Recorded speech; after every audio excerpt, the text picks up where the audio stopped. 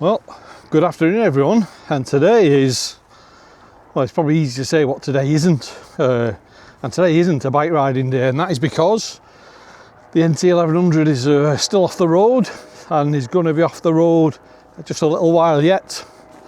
So I'm out today on two legs instead of two wheels, getting a bit of exercise and getting a bit of a walk. I've got my bottle of water just in case a wildfire breaks out and I can do my bit for the community and put it out.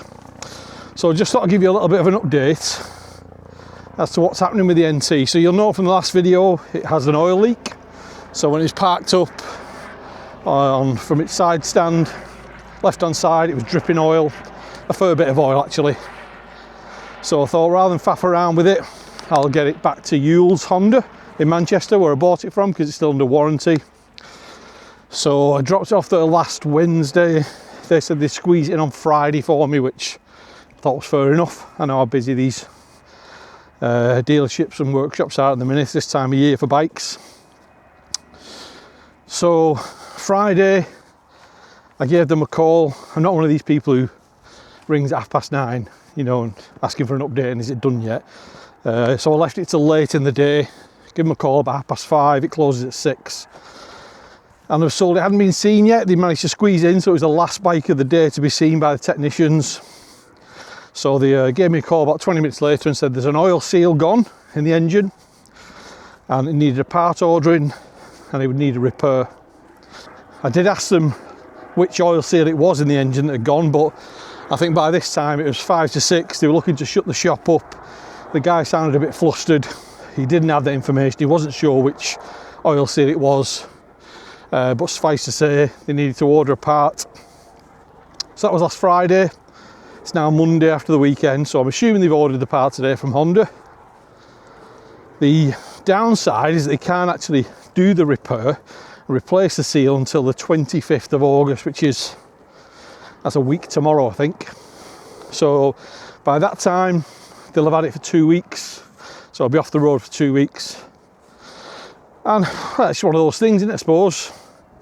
As I said, all these dealerships are chock at this time of year with servicing and MOTs and bike sales. So, you know, that's the earliest you can see it, So hopefully by a week on Wednesday, it'll be ready for collection. I can go and pick it up and it'll be good as new. Now, the video itself, I did get some comments on the video saying, you know, hope the bike's all right. I'm sure it'll be nothing serious. Keep us posted, which is very nice. I got a couple of comments around what it might be. So one person was saying, you know, you probably should have whipped the sump guard off and had a look yourself, which is fair enough, and I did consider that, but it's under warranty and that's what warranties are for. Another comment was that they suffer with a common fault to do with an oil seal. I think it was around the alternator harness where it runs near to the crankcase, and apparently they regularly go there. Could be that's a problem, no idea. And even if it isn't, it's useful to know, isn't it, I suppose? So to the person who told me that's useful information for the future.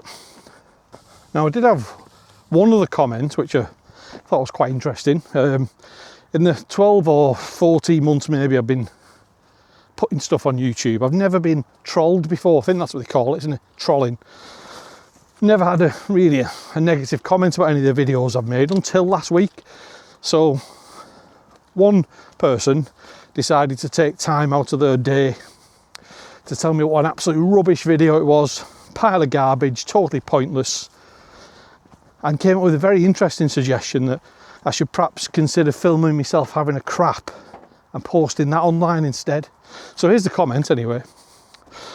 Now I did offer, you know, because this might be something that person's into, I did offer to film myself having a crap and send it to him, but he hasn't replied yet, so not sure if that's going to come to anything. I also got a letter from my doctor probably a week or two ago saying I needed to send in a stool sample as part of a regular checkup, so I did briefly consider combining those two things into one video and send that to him, but I thought the better of it in the end. But yeah, it's interesting that people would take time out of the day to send a really crappy comment on a video. Very odd. Doesn't particularly bother me. I found it quite amusing. But to the other people who commented and gave me sort of sensible advice, then I appreciate that. Thank you very much. Now, on a more positive note, you'll see from the subscriber count that it's very, very close to 1,000 subscribers, which I understand it's tiny, isn't it, in comparison with other YouTube channels in the grand scheme of things, but it's a bit of a milestone. So I'll have a little think about what I could do to mark that, maybe do a little bit of a giveaway or some kind of free raffle or something like that. But when we hit 1,000, I'll do something to mark that, some description. And the other thing is, I'm thinking about a final sort of tail end of summer trip away, the first weekend in September. I think it's the 4th, 5th, 6th, around that. So it'll be the Friday, Saturday, Sunday in early September. No idea where to. Somewhere relatively local, maybe the Peak District or Lake District. Possibly camping, maybe a hostel or a B&B or wherever. No fixed plans at the minute, but I think I'll put that in the calendar, assuming I can get a sign off from Mrs. Sutton Motor, which I don't think will be a problem. Maybe go somewhere Friday evening, a few beers, get a ride in on Saturday, a few more beers Saturday night, and then home Sunday. So if you fancy that, put a little note in the comments, or you can email me suttonmotor@gmail.com, and I'll see you on the next one. Thanks for watching. Cheers, bye.